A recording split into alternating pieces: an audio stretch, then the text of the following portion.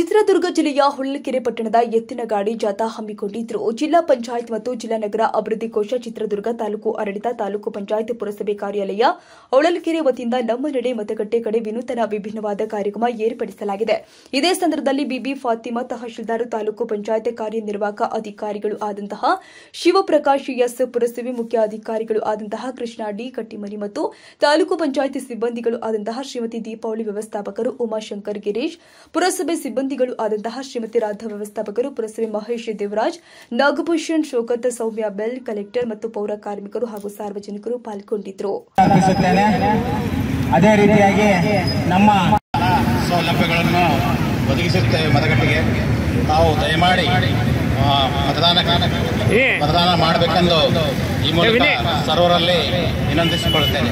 ಜೈ ಹಿಂದ್, ಜೈ Karnataka. April 26ರಂದು ಕಡ್ಡಾಯವಾಗಿ ಯಾವುದೇ ಆಮಿಷಗೊಳಗಾಗದೆ ತಾವು ಎಲ್ಲ ಕಡ್ಡಾಯವಾಗಿ ಮತದಾನ ಮಾಡಬೇಕು ಅಂತ ಸಾರ್ವಜನಿಕರಲ್ಲಿ ವಿನಂತಿ ಮಾಡಿಕೊಳ್ತಾ ಇದ್ದೀವಿ.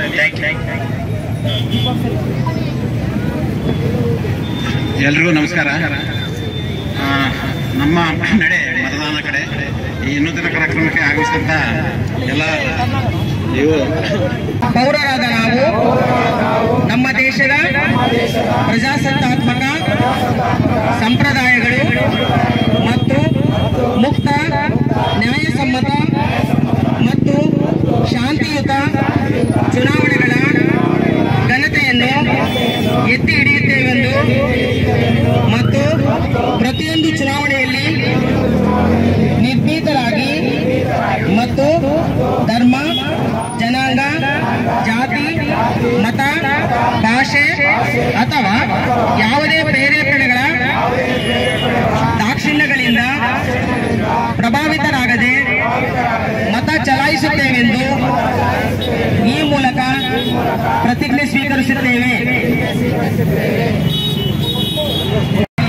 ನಾವು ಕಾರ್ಯಕ್ರಮ ಕೂಡ ಹಮ್ಮಿಕೊಂಡಿದ್ದೀವಿ.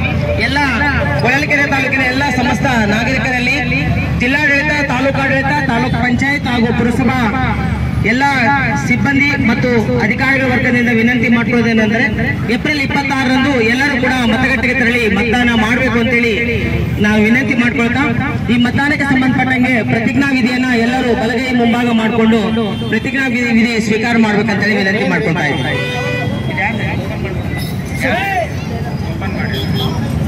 ಅದೊಂದು ಇದು ಇಟ್ಕೊಳ್ಳಿಲ್ವಾ?